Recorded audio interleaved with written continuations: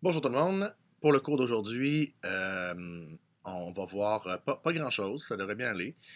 Je vais vous parler encore une fois de circonférence de cercle.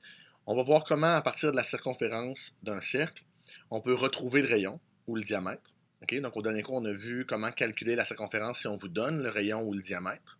On multiplie par pi. Là, vous devinerez que si on veut faire l'inverse, puis on vous donne la circonférence, puis on cherche le diamètre, il va falloir diviser par pi.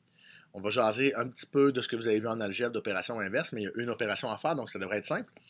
Et on va aussi jaser de précision dans les réponses. Donc, si vous ne voulez pas être obligé d'arrondir, il faut conserver le symbole pi dans la réponse. Donc, comment on peut faire ça? Euh, Puis vous allez voir, ça se manipule comme une variable. Donc, comme vous êtes très habile à manipuler des variables, vous devriez être capable de manipuler le symbole pi. Donc, commençons par ça, la manipulation du symbole pi dans vos réponses.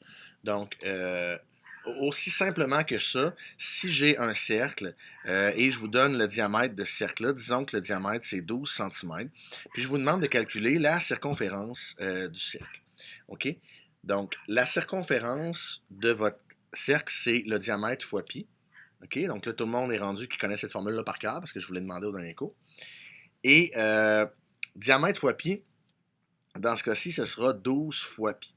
Et là, vous pourriez aller pitonner sur votre calculatrice 12 fois pi et ça va vous donner un nombre 37,6991118430077, etc.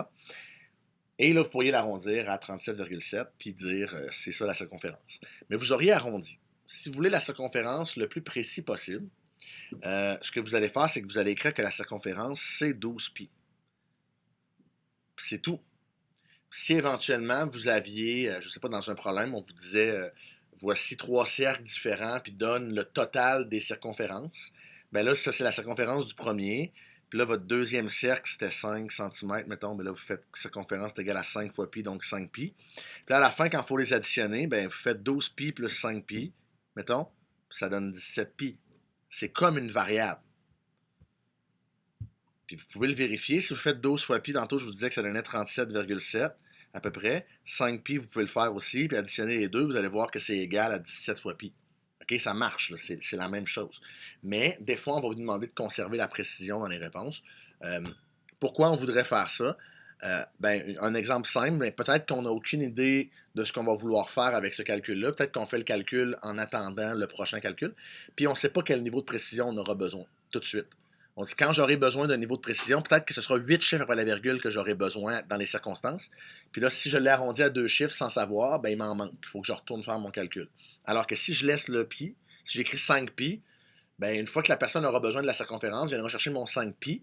Puis si elle a besoin de 22 chiffres après la virgule, ben elle prendra 22 chiffres, 5 fois pi. OK? Fait que c'est comme ça nous laisse la liberté d'être aussi précis qu'on veut à l'avenir. Donc, et ça va simplifier les calculs éventuellement aussi. On va faire des aires de solide plus tard. Et à un moment donné, on va multiplier par pi pour faire un calcul, mais plus tard, il va falloir diviser par pi. Puis là, si on arrondit, ben, vous n'allez pas tout à fait retomber à la bonne place parce que vous allez avoir arrondi deux fois, alors que si vous avez conservé pi, ça va vous aider. C'est juste pour ça. On peut conserver pi dans les calculs. Et l'autre chose que je voulais voir avec vous aujourd'hui, c'est comment retrouver le rayon ou le diamètre à partir de la circonférence. Fait que si je prends l'inverse de mon exemple de tantôt, puis je vous dis, voici un cercle qui a une circonférence de 37,7 cm, quel est son rayon? OK? Alors, ce que je cherche, moi, c'est la mesure du rayon qui est là, mais je sais que la circonférence, c'est 37,7 cm. Donc, comme la formule de la circonférence, c'est diamètre fois pi, ben, c'est comme ça que ça s'écrit. Et là, au lieu d'être le diamètre que je connais, que je vais remplacer, c'est la circonférence que je connais. Donc, je sais que 37,7 est égal à mon diamètre fois pi. Alors, si moi, ce que je veux, c'est mon diamètre, il faut que je me débarrasse du fois pi. Fait que je vais diviser par pi de chaque côté. On se rappelle que pi, c'est un nombre. Là. Je peux diviser par pi, ça se fait sur la calculatrice. Donc, j'aurai que mon diamètre va être égal à 37,7 divisé par pi. Et là, si on se rappelle tantôt, ça devrait donner autour de 12. Là, évidemment, vous avez un arrondi à 37,7, mais si vous faites 37,7 divisé par pi, votre calculatrice va dire 12,00028. OK. Fait que si vous arrondissez, ça donne quand même 12. Donc, je retrouve 12 pour mon diamètre. et j'ai retrouvé mon diamètre à partir de la circonférence. C'est comme ça qu'on fait. Là, la question, c'était quel est le rayon? Bien, si le diamètre, c'est 12, le diamètre, je sais que c'est égal à 2 fois le rayon. Donc, si mon diamètre, c'est 12, bien, 2 fois le rayon, ça donne 6. OK? Donc, mon rayon, c'est 6. J'ai juste à diviser par 2, dans le fond. Donc, vous pouvez retrouver soit le rayon, soit le diamètre si vous connaissez la circonférence. Et c'est tout ce que vous avez besoin de connaître. Si vous connaissez la circonférence, en résumé, là, vous divisez par pi, ça vous donne le diamètre. Si c'est le rayon qu'on vous demandait, bien, vous divisez par 2. Si c'est le diamètre qu'on vous demandait, bien, bingo.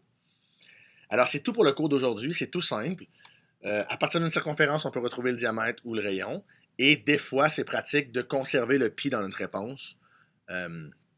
Et vous allez voir ici, en fait, je vais vous faire un exemple avant de partir, ça va prendre 2 secondes. Si à la place, j'avais pris, vous avez donné ma circonférence avec le pi dedans, vous allez voir à quel point c'est pratique des fois.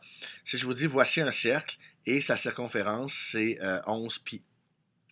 Trouve-moi le diamètre.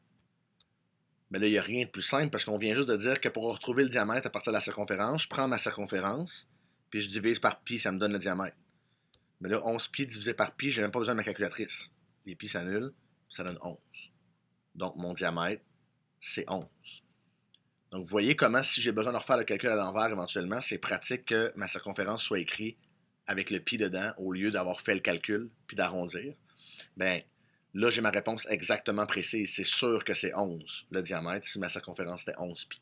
Donc, il y a ça aussi comme aspect pratique de conserver le pi dans vos calculs. Alors, voilà pour aujourd'hui. On se retrouve au prochain cours.